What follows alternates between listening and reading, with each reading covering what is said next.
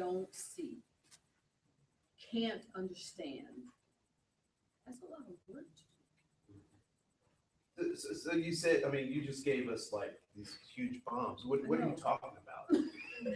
You say there's a lot of work to do. What are you talking about? There's a lot of training that has to happen. There's a lot of education that has to happen. There's a lot of home No. values That sounds good. No, what you're saying sounds good. But haven't we had training in schools? Haven't we had conversation? Charlie Brown had a special about including Franklin in one of the dances. But you know who Franklin is? The Charlie Brown. Okay. It's all the wrong stuff by the wrong people, told in a joking manner, and it's not taken seriously. Okay. Other folks. Starting with home. Values are disappearing. Parents are afraid of their children. Can I ask, where did you get that observation from, the home observation? Well, it was a piece that was brought up in the film, but I was part of the administration of a large public school district, and parents will go to a Friday night, will go hang out and drink on a Friday night, or go to a concert or party, but won't show up for parent-teacher conference. I mean, that's just one example. Well, I work in a public school as a school counselor, and I work primarily, I work in a African-American program. And yep, that is true that parents do go out, whatever. But if we look at the generational trauma, we have to think about how a lot of the Black parents were treated in the school system, and that, what's what I'm looking for, that, They still hold that stuff. Right? Yeah. The principal's still a principal. The teacher, the white teachers, and especially in Minnesota, with the achievement gap being so wide, and we have a lot of resources here in Minnesota, so there's no reason why our Black kids should be so left behind, but we have all these great resources. Minnesota is the great resource state. Come here and it's great to raise your children, but what kind of children? Because the Black children are failing here. And before working with children, I worked with adults. So I always, knew it was racism, but when I worked in the school system, I see it with my own eyes. I see how the referrals that I get for mental health are the Black boys running up and down the hallways. Can you work with him? Because he's running up and down the hallways. So do you want me to work with him on his mental health, or do you want me to stop his run up and down the hallways so it can appear that he's safe? And as they get older, I work in elementary school, and as they get older, it's no longer cute. It's more like, I'm fearful of this growing Black boy. And then I have a 14-year-old son. So my fear is rising every day, just with him walking down the street. I'm like, oh, where are you going? So as my with me being an ally, we said an ally, I also have more of an advocate for those parents to try to get into that school system, but also hear their worries and their hurts from when they were, I guess, the school system.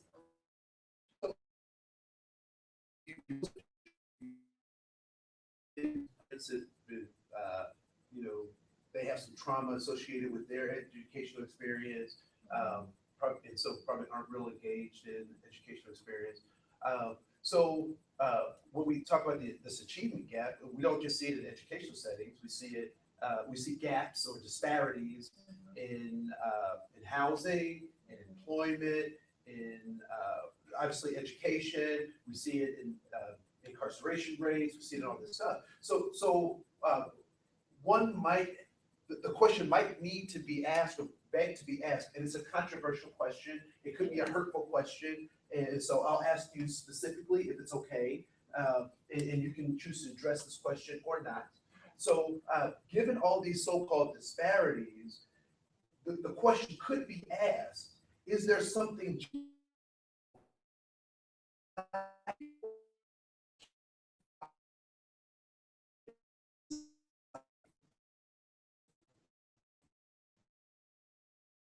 doesn't respond to a question like that?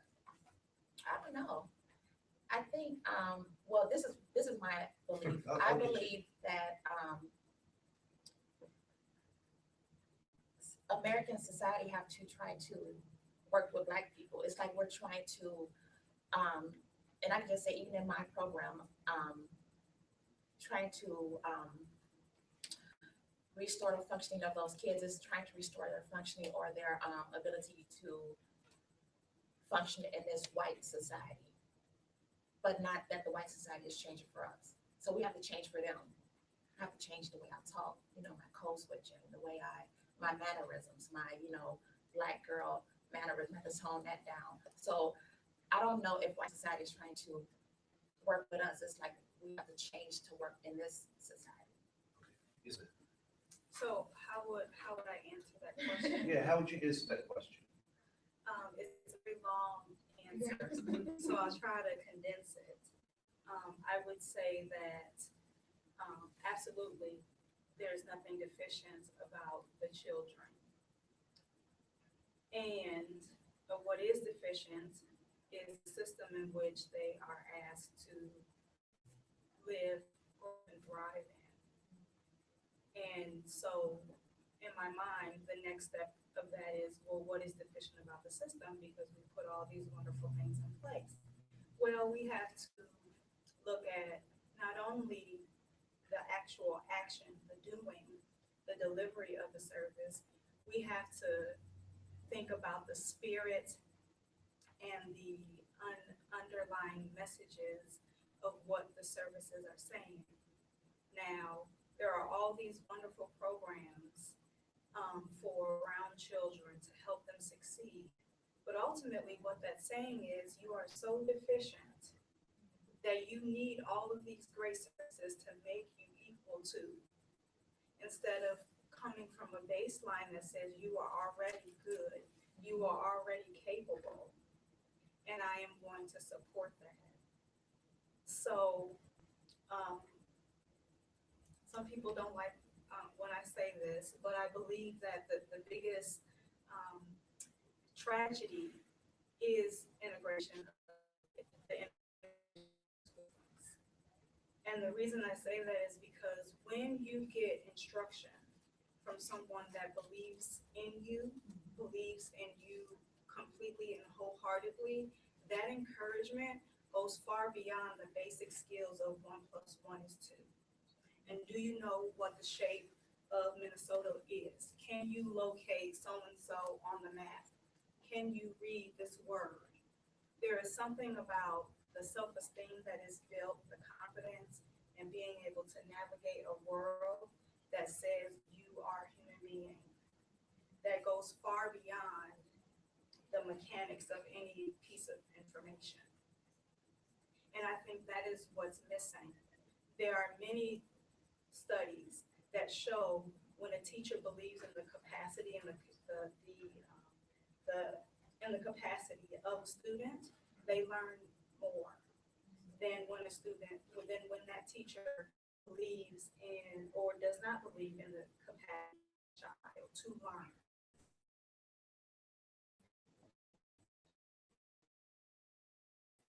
Of the film is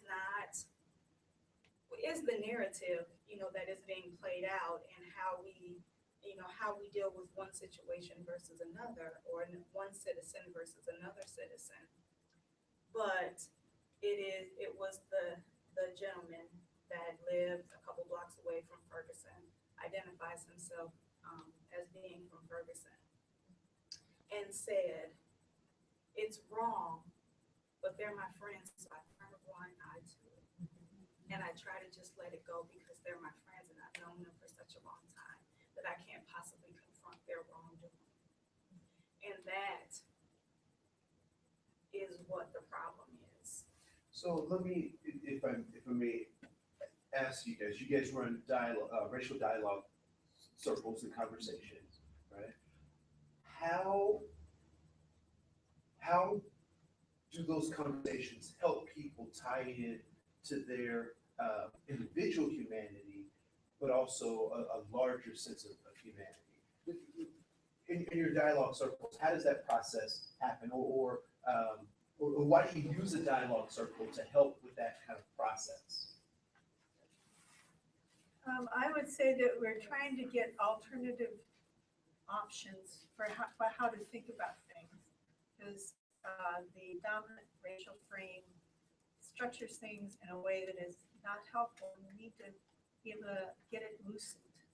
So with the process is to just keep asking questions that would say, is there any other way to look at that? How might someone else hear that? Have you heard any other ideas? Just to keep trying to loosen up these firm beliefs, so to speak, to allow more truth and justice to come in. And in the meantime, we're feeding them a lot of videos and other things of history and read books that allow them to hear things that they were not taught, especially by white people who don't have a home culture to go back to that will provide anything alternative to them, and start to make them realize that what they have been taught by dominant culture is exactly accurate. As soon as you can get that far, and That the opens rest up the world for people. then you can let them do the rest of it. All right, cool. Thoughts? I'm just thinking about how there's still, even after being involved in dialogues and like studying of my own cultural roots, because I think that's a piece of it for me, is not like growing up disconnected from any sense of connection other than I'm white. There's nothing, like you said, to go back to. So even after like a number of years of studying my cultural roots and also studying whiteness and privilege and all of this, still is like every day I still have to push to, not confront my mom's friend who makes a racist comment or something, And so that's something that I'm like thinking that really struck me, that man, the white man who spoke, and your comments as well. And I'm just thinking about how I can be more supportive of the European American white community in listening to people. I think that's like bearing witness and listening without trying to, without feeling like then they don't get to be heard or something. I've just seen so much of people shutting down and not even being able to listen to these stories, because all the defenses come up, and like just even feeling like we can have certain opinions about things that it feels like, no, you don't get to have an opinion about that. That's not yours to make an opinion on, so that's what I'm like thinking about, and I feel really appreciative to have seen this and to be here listening to it. Yes, ma'am. I feel like what stuck out to me a lot, there was a comment about, look at all these intelligent Black people. The fact that that's even something that needs to be said, and that it evokes like, oh, They're what is somehow it? different. Yeah.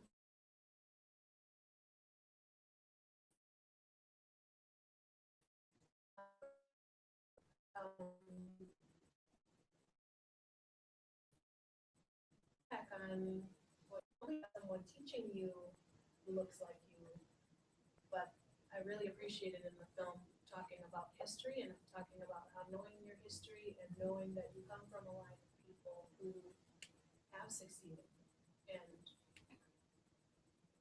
Black history has been obliterated and then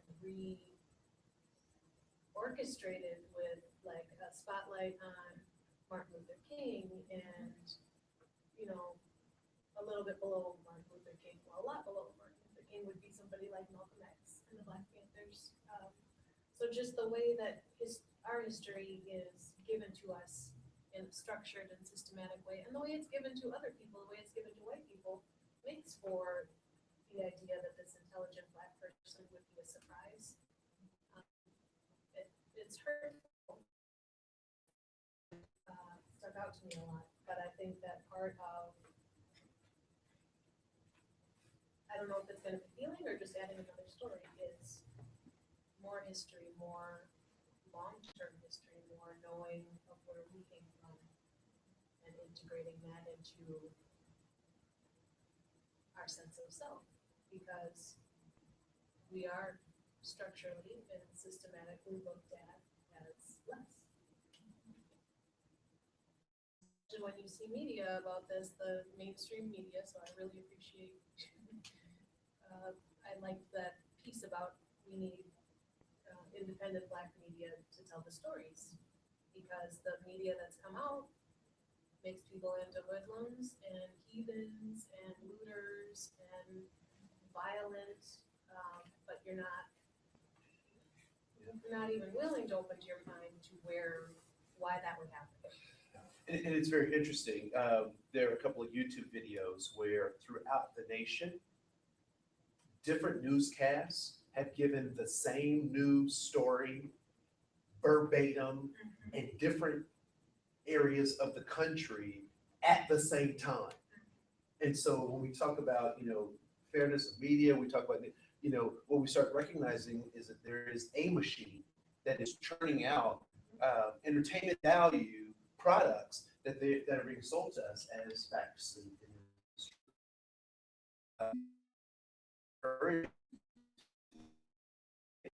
that is going to happen needs to start in your family system, right? So it's one thing to show up at the Mall of America and protest. It's one thing to lay down in Highway 35W for a photo op, but it's another situation to confront your grandmother on the use of the other name for Brazil nuts.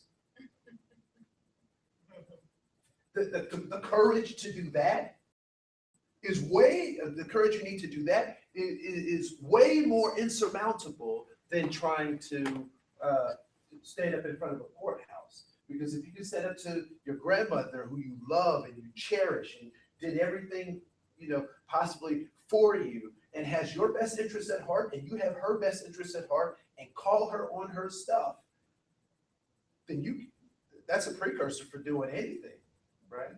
And so people know what I'm talking about when I say call Brazil nuts by another name. Okay. Are you familiar with that concept? Okay. You got to ask that question sometimes because people come from different places. And so I would encourage you to do that. Yes, ma'am. Oh, no, you would finish. No, I was done. Go ahead. I was gonna say, one thing that I appreciated about the film, and that I feel like is missing from a lot of the media coverage and conversation about this is the context that it puts things in context of, like, the historical context and then like the reality context that communities and people are living in. And a lot of times it's separated from that and that's not talked about. And I appreciated how in the film it would often, somebody would be saying something and then it would flip to, kind of and remind us of the history that is behind a lot of this, a lot of the anger and the pain that people are feeling that's often not talked about. And when I was, deciding to go to school here and deciding to go into, the mental health field, one reservation that I had was how I think a lot of time, the things that people are experiencing is very systemic and it's very deep. And a lot of times, maybe in the psychology field, we deal with it like on an individual level, like it's the person's problem or the family's problem. And we don't look at the larger systems and history that have kind of created this. And so that's why I was really glad that Adler was screening this and having conversations about this, because I think as therapists and as people, we need to keep that in mind, the context that this all comes from, so that what doesn't happen, like we were saying, is that, in people, students in the school, and then you get, called to work on a student like it's a mental health problem, what's going on, Not that mental health services can't help people, because it is one tool that can help people, deal with some of that. But I think it's important to keep it in terms of like the larger historical and like reality, like current context that people are living in. And I think, yes, sir. I just wanted to say that the police are not being crime stoppers like they were hired to be, and just being the criminals themselves. So you believe that they're being criminals themselves and not doing what they do you think that's all police, or is that some police? Is it majority? Majority of it. You think it's the majority of them? What do you think should be done about that? Well, they're probably not gonna be fired for what they do. That's not right. Okay.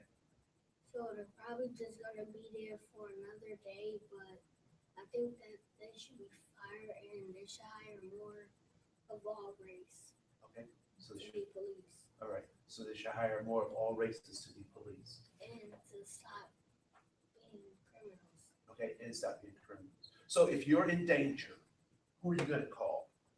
Not the police, You're not gonna call the police. So who are you going to call? and probably my mom. You're gonna call your mom. That's deep.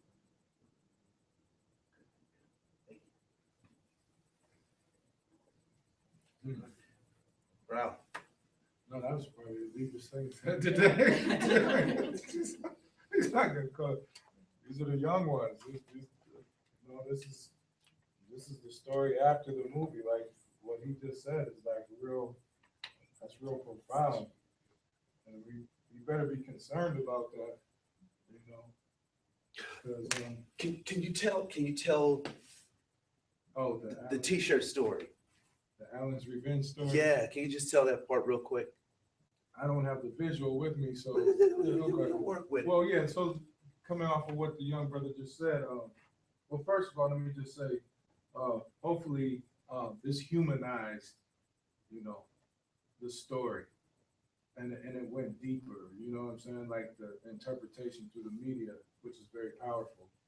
You know, human beings have just become protesters or looters or angry or whatever the word is to fit them. So hopefully this humanizes people and their experiences to the point where we can have empathy for the condition that we find ourselves in. But piggybacking on for the young brother, I was wearing a shirt yesterday, actually, who is Cindy's son, who is a very smart young man like this young man right here. And he was a senior at St. Paul Central High School last year. And what was Jordan, honor roll or what, Yeah, National honors National yeah. Honor Society 4.0. kind of cat, whatever. And but also experiencing, you know, some real issues of household stability, you know, being next to not having a home, sleeping on his grandma's floor. You understand what I'm saying? But still performing exceptionally in his school, you know. And so with that backdrop, he in his senior year did not receive any financial aid scholarship to attend Hampton University, where he is now. But the majority of his classmates, fellow honor society students, who, if you know where we're at in our educational system, did not reflect who Jordan was. You know, I would say what 90-some% white students, for the most part, they received a lot of financial aid. Now, arguably, you could say that their living situation was totally different than Jordan's. I highly doubt any of them were sleeping on grandma's floor, but they received financial assistance to go to their colleges, when probably for the most part they really didn't even qualify for that. So, you know, I look at Jordan a lot, almost like I look at this young brother. Like, obviously, he can assess his situation, communicate it, and speak with authority about his concerns. And I'm sure he's demonstrating that in school too. And Jordan was doing the same thing. Now, Jordan came up with a clothing line and kind of like a lifestyle brand through clothing. And his t-shirt, his first product, was based on this whole theme called Allen's Revenge. His last name is Allen. And the logo that he had was kind of like a face that was a caricature face, but it wasn't happy at all. It was kind of like, you could see I would say a little bit of anger in there, you know, but it was the character, you know what I'm saying? But that was the image of his initial brand that he's launching out with Allen's Revenge, and it had Allen's Revenge on the bottom of the shirt. Now, I was saying that, you take somebody like Jordan, who is living probably a similar reality to a lot of our Black male youth that don't find themselves necessarily in a stable household situation that could be categorized as your low income student population or whatever, high risk, all the buzzwords that they use. But even through all that adversity, he's still excelling, academically. But there's something going on with him where his interaction with his immediate environment is not acknowledging his exceptional skills and talents. And in this setting, it would be that a reward for financial assistance on his academic excellence, right? And so here comes this T-shirt line as a result of that, and I'm sure a lot of other situations that he's kind of branding his lifestyle, kind of like imaging through this clothing line as being Allen's Revenge. I was just basically saying that that's Jordan. That's how he chose to express himself with that. But just imagine what's happening with the people underneath Jordan that may not be getting straight A's and B's in school, that might not have a very involved mama in their life to help keep them held down and support them, that could, be from those detached households and is feeling a lack of love and validation or whatever that is. And the next Jordan isn't gonna choose to express himself like that. And there's a whole Particularly bunch of through them a out there. T-shirt. Right? So Right. they're not gonna express No, themselves they're through gonna an do it- angry No, T-shirt. they're gonna do it in a whole nother way. Now you can see this happening. You can see this tipping point happening, like through these ongoing examples of a documentary that happened out of this same situation. This pattern is not going to stop. Now, but the thing is, if we don't kind of redirect where we're going, all of us as human beings first, and you can separate us by cultural groups second. But if we don't redirect that path, then I'm really seeing this Allen's Revenge getting to the point where it's going to be something totally different, and it's going to reflect a whole bunch of kids. You know what I'm saying? A whole bunch of kids. And it's not going to be a good look for nobody. And it's not sustainable either, because you can't lock it up. You can't medicate it. You can't diagnose it. And you can't move away from it. So if we don't kind of start acknowledging these issues and be fearless enough to speak about this kind of stuff, at least have conversations about it that may bring forth the understanding and maybe action afterwards, then man, you've seen what happened in Paris. Yeah. You understand what I'm saying? Now that could easily happen in Minneapolis. You think I'm wrong? Watch. So, and I find it interesting. So when I think about Jurassic Park 2 with Jeff Goldblum, and they had said they had wiped out the dinosaurs, and Jeff stood on the plane and he was like, no, you didn't, because life will find a way, right? And so if folks don't have the skill that Jordan has to know that I can express myself in this creative way and I can be defiant to the system in this creative way, the folks who don't have those skills will use the skills they have. And so people say, well, why did they burn down their community? Because that's the power that they have. Those are the skills that they have, right? And so one of the things that I think is very telling is that this Allen's Revenge kind of mindset is not just happening here in the United States, but that's what the Arab Spring was about, right? It's about these systems not listening to its people. It's its governments not listening to the hurts and the cries of its people, and its people rising up in ways that the government can't control. I find it interesting that the civil rights movement was lock us all up because they didn't have enough jails. So they got smart and said, you know what, we're going to create more jails. And so that strategy won't work for this next set of revolutions.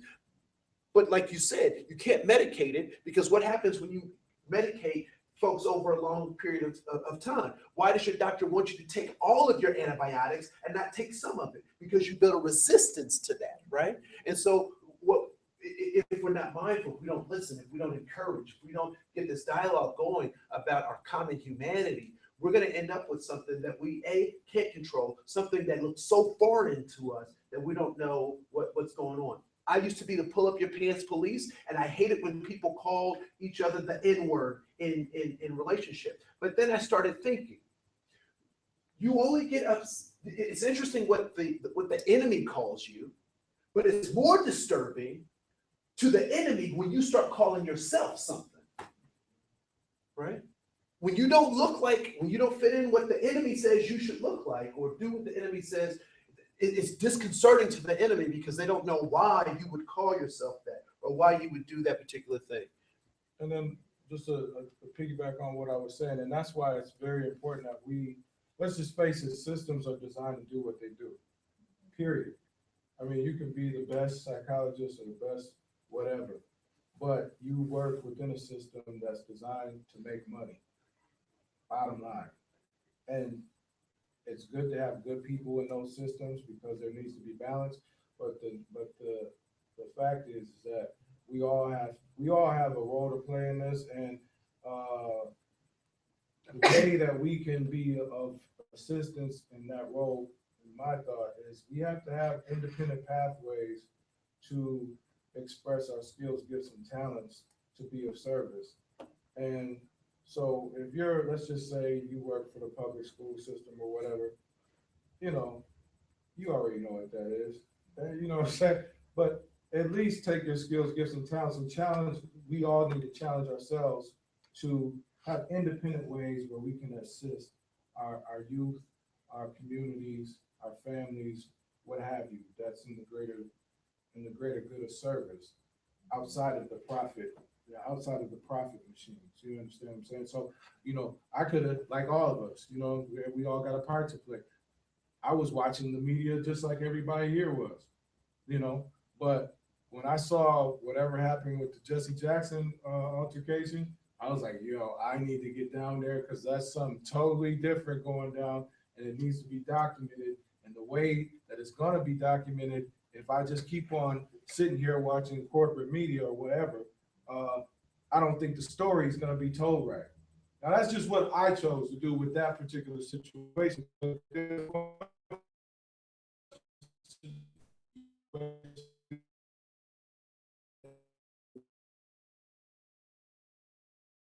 I won't have that impact if you have to be outside of these systems. That's all. I appreciate your time. If you'd like to further engage, we'll continue to talk. If you need to go, that is fine as well, and you won't be disrespecting anything. So, otherwise, we'll keep talking as folks want to talk, and then we'll just leave. You raise your hand. Well, I was just gonna say that I think it's so important to, okay, so let me take a step back. Many people suggest that in order to, be aware, you have to challenge yourself. Mhm. But that's really difficult to do. Mhm. But we have to appreciate how difficult it is to change our worldview about any issue because we live in such a way where we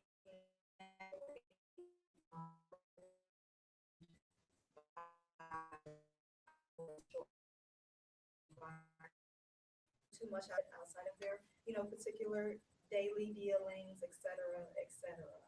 And so to have an experience outside of your lived experience takes a lot of energy and effort.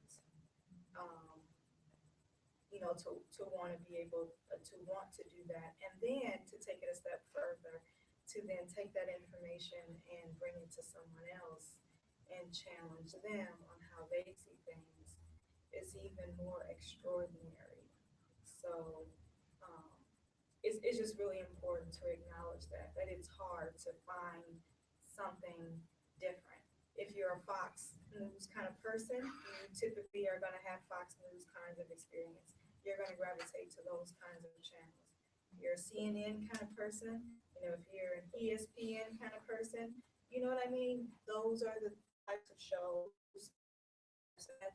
types of, experiences in your everyday world that you're just naturally going to gravitate to because we naturally look for things to affirm who we already think we are. And we consistently collect those things until we're thoughtful about them, right? So we start questioning. And you know, my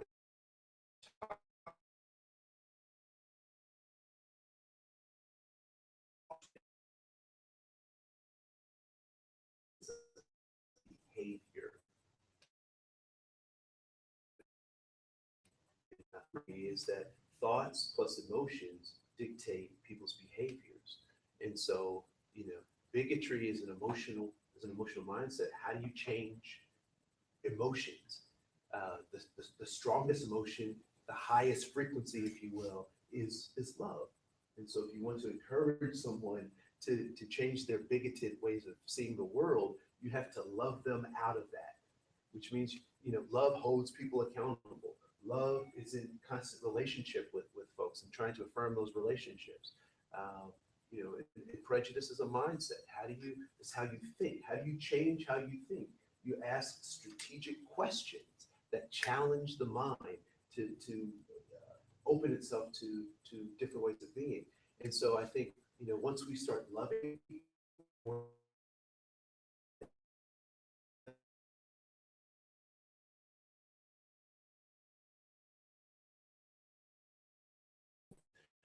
then behavior is more important.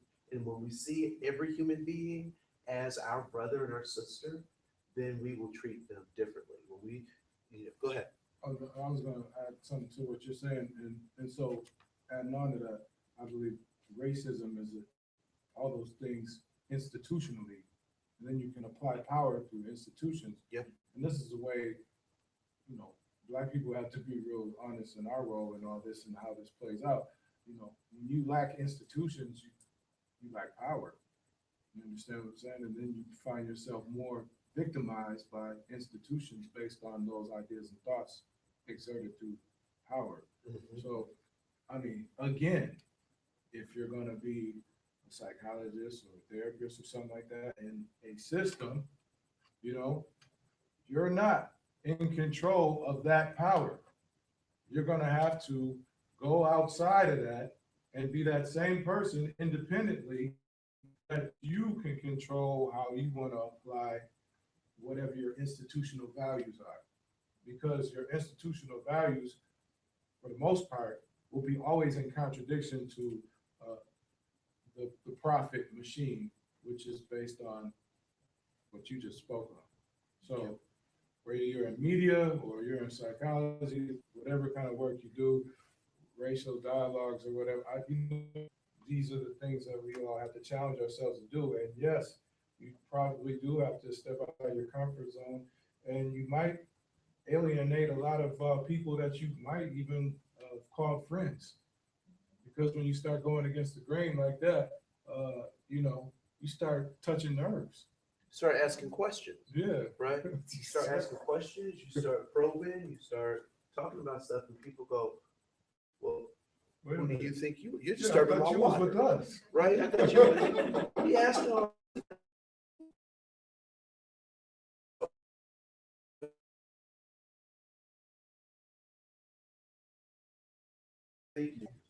Going back to your comment about love and that being the universal goal, love starts in the womb, which translates to family or the lack thereof. So I'm just supporting my earlier comment, and that was just an arbitrary example, but it all starts at home. Getting back to your question about how did I come up with that observation? Well, it's everywhere, whether it's challenging a bigot father or mother, or challenging a single mom, or not challenging, or telling your son what he did is wrong, or not letting the drugs in the house, no matter how much they support the family, or, whatever it is, it starts at home. And even that was, the reason why I said that, because the sister talked about how they were, doing independent, I forgot, what did she say? Something at home, they were doing like, kind of like, Studying at home. yeah, studying at home, you know what I'm saying? And that, like what you said, you know, when I had to ask school, I kind of feel a certain way now that you brought that up, that I asked school. How come there's a whole bunch of intelligent black people out? I think I was purposely just trying to put that out there because the narrative in the other kind of media was going a whole different route. So, but Sugar I mean, brown and all yeah, that, yeah. sweet brown. But I mean, I don't think when the other media's interpretation of what was going on in Ferguson, you would never hear that come out of somebody's mouth, out of a mother's mouth like that. Considering everything that was going on and the way she was breaking down her situation, that was powerful. And she was definitely low to the ground. You know what I'm saying? She wasn't like she wasn't a psychologist or a teacher or a lawyer, doctor, or whatever. She was on the ground, but she was very, you know, thorough with her assessment of what was happening. So I think, you know, I really respected her a lot by, you know, by her values in terms of how she related to her family. I think that's another piece that I really appreciated about the film is that it didn't have a whole bunch of people with a whole bunch of letters behind their names. You know, that there wasn't the, you know, all of the industry issue experts popped in there, you know, to make it credible, so to speak, or to, you know, to bring credibility to the issue. These were just people in their homes, in their neighborhood. This is their lived experience, and it is equally as valid, as important, as meaningful as, you know, the industry experts that will tell you, you know, all of the things that were conveyed in the film. I really appreciate that. Much love, man. Much love. You know, thank you for doing that. And This is the last pitch I have. If you guys like the Ferguson piece, this is an excellent teaching tool. I feel this the next issue. I talked to the other issues, but if you're not interested in it today, definitely Sister Cindy can give you our information. But Runaway Dreams in Cardboard Condos is an upcoming documentary that we're putting out regarding the issue of homelessness and black males in America, which really ties into that a lot. You know, that's the children. There's a whole other issue that's happening with our adult males, and it's with one of those people he was just talking about, with slightly in it, but more focused on the people living it. But the brother Dr. Joseph White or whatever gives a little context to the issues, but he's kind of sprinkled in there. But it's a very interesting look at black male issues and family experiences and the attack of drugs in our community and a very interesting, unique view of somebody's experience with that in Los Angeles on Skid Row. So I do have copies here today. We have them for $15, but if not, look out for this to come out pretty soon. thank you, sir. Thank you all for an excellent conversation, and we look forward to having more conversations like this. And watch our kiosk up front, the new one up front. So if you drive by, we'll have some new stuff up there too. So, and how did folks hear about it? How did you hear about us, man? I'm an alumni, so I got an email All right, so you got an email. Through email. Email. How'd you hear about it, sir? from my From your auntie? Okay. And ma'am? oh, from my friend. Okay. All right. Well, thank you very much, and enjoy the rest of your day. Thank you.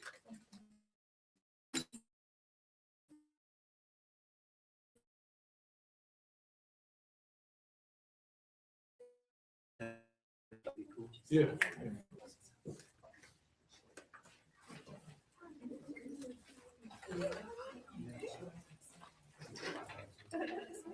Oh, you do? Okay, what's your name, bro? Yeah? All right, peace. How you doing? Good? Man, you smart, man. You so good. regular? Okay. Really? Okay. Okay. You like history? Is that one of your favorite subjects? Really? Okay, good. Yeah.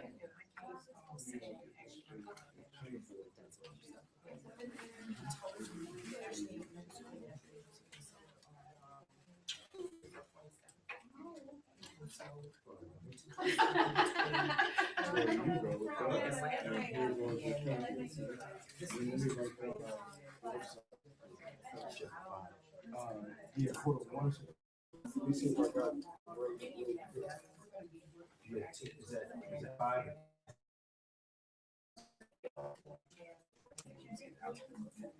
I assume she might have 500. Yeah, so it's Yeah, she might have, I'm gonna write out what she.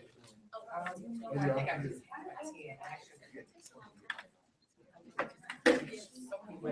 Thank you. Thank you, thank you.